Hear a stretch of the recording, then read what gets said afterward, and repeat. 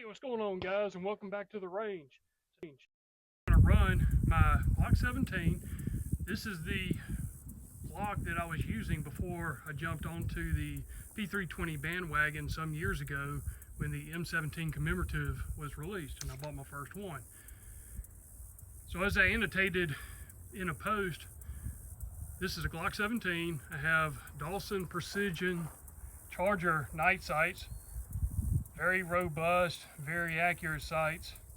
I really like how that front sight is with that ledge to give a little extra protection against bumps.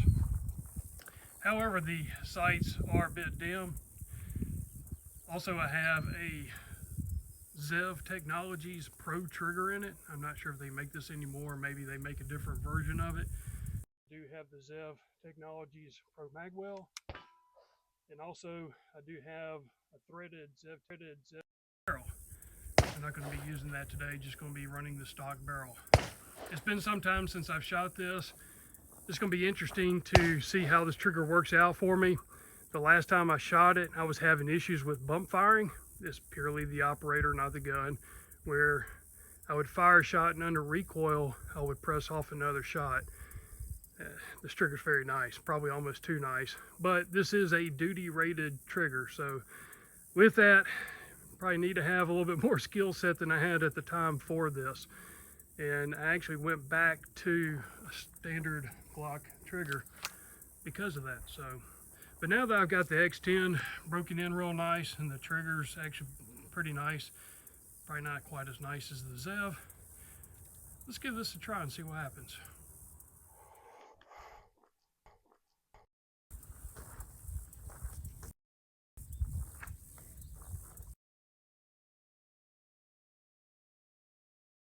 I'm running a 124 NATO.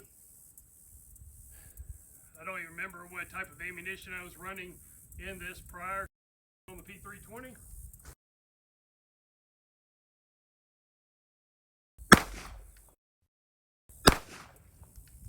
it seems to be high.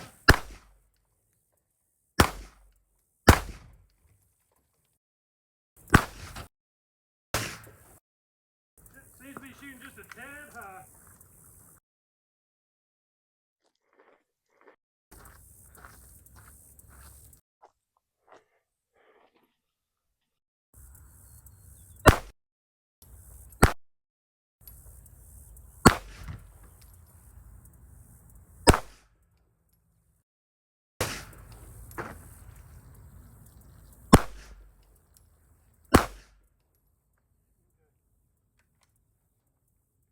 For me to hit the jug at this distance, I have to aim down toward the base of the jug. That's incredible.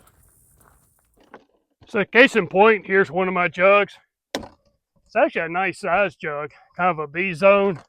Gives you a little bit extra up and down. But all my shots were here all the way up into the neck of the jug. Well, aiming center mass and then trying to work my way down. My shots were coming down. So yeah, if I'm aiming here, my shots are way up here. It's interesting. I do have some gold dots that I'm going to try out here a little bit later.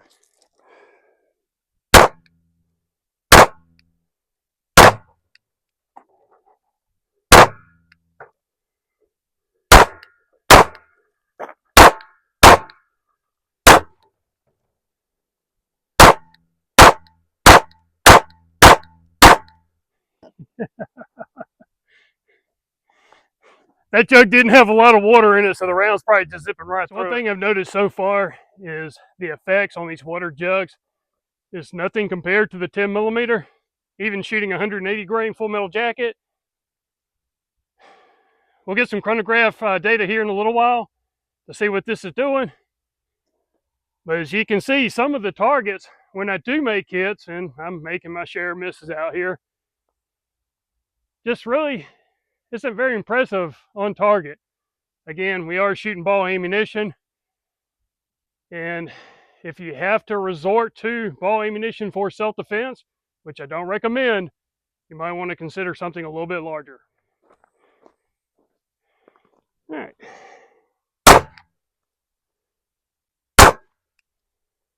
So you aim center mass and hit the top. Go a little bit lower. Up. They're too high. Aim at the base.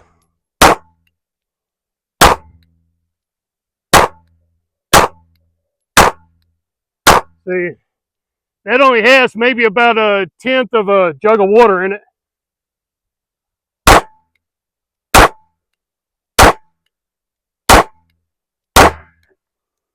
There we go.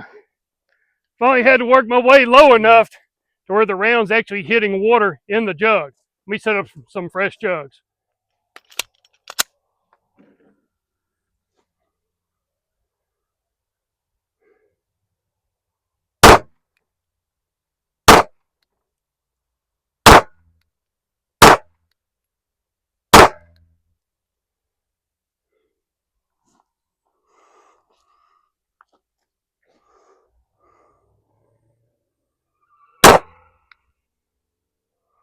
I got a lake up there at the top.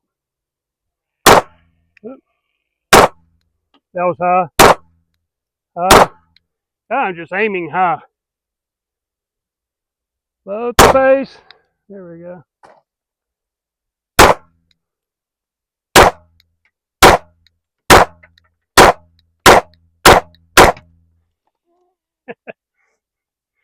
Oh, the jug on the far right only has about half a jug of water. Now I just need to come up with some more excuses as to why I miss.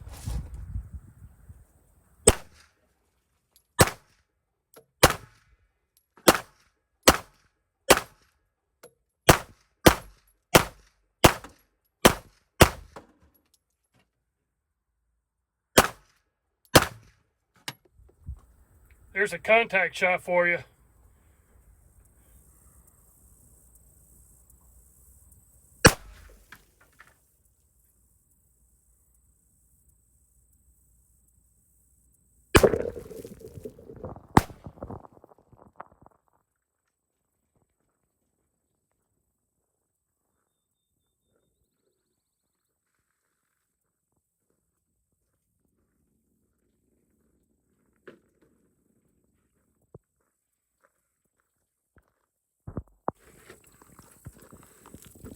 You seem to get a little bit more effect out of these water jugs than you do out of the jugs that I get water in. It's very interesting. All right, for this highly scientific test, first round up is going to be a full metal jacket.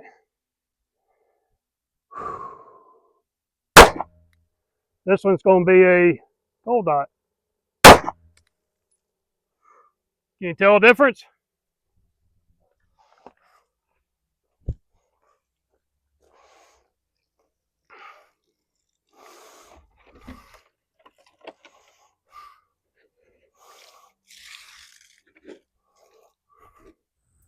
Here comes a gold dot at 7 yards.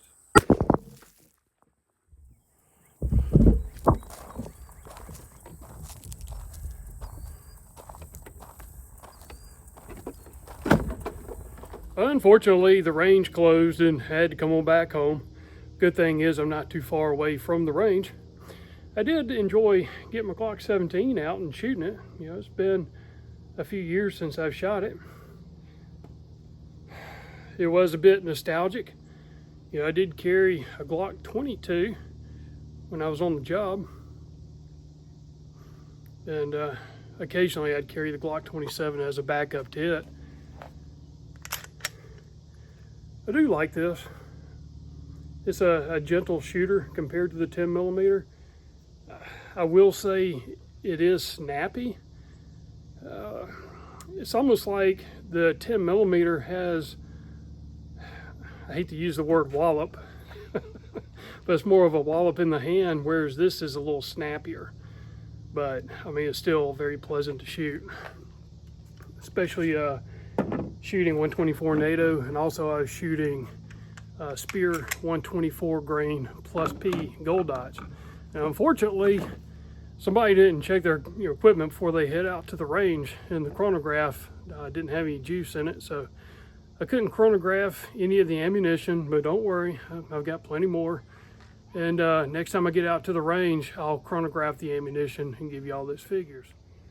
When it comes to caliber, and try not to beat this horse to death, resurrect it and beat it to death again.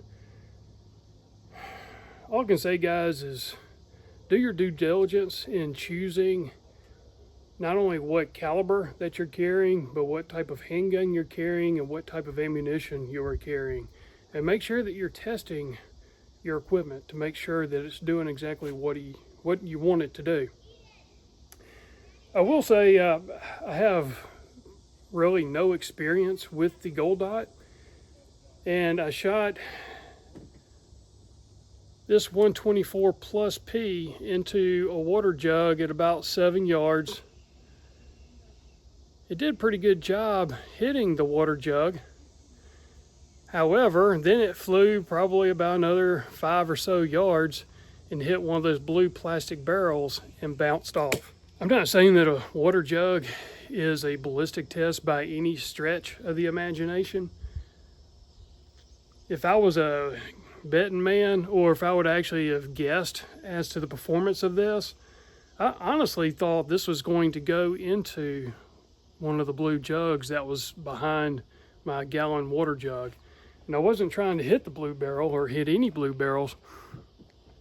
And when I was looking for this bullet, we'll see if I could even find it to begin with, I did shake a couple of the blue jugs, or the blue barrels, and I heard some metal in them. And I did find some 9mm projectiles in them, but they were full metal jacket type. And then I found a large chunk of lead. I'm not sure if it's the remnants of a 40, 45, 10mm, but it was pretty big and pretty heavy. I'm almost guessing maybe it was a 45 or what was left of it. It almost looked like it hit a steel plate or something and went into the blue barrel kind of at an angle and basically just flattened out. Anyway. But I was not very pleased with this. Now, I'm guessing that this 124 plus P is probably designed for a 3-inch barrel, some sort of a micro 9mm, or whatever the fancy term of the day is, something like a SIG 365, or something comparable to that. But I do want to get some ballistics gel. I do want to start doing my own tests like that. I had some things that came up last month and this month, so I'm having to postpone that probably for about another month or two. But don't worry, that is on my radar, and I do want to get into doing a little bit. I do want to get into ballistic testing that's comparable to what majority of the bigger channels are doing. Not so much I'm trying to copy their content, but I just want to see what my guns with my ammunition in my geographical location does, and see if I can either validate or invalidate my carry choices, or maybe some of the other choices I have in inventory. Anyway, enough rambling. I really appreciate you guys, and if there's anything y'all like to see, drop a comment down below. And as always, stay safe, carry everywhere that you can, and we'll see y'all in the next video. Take care.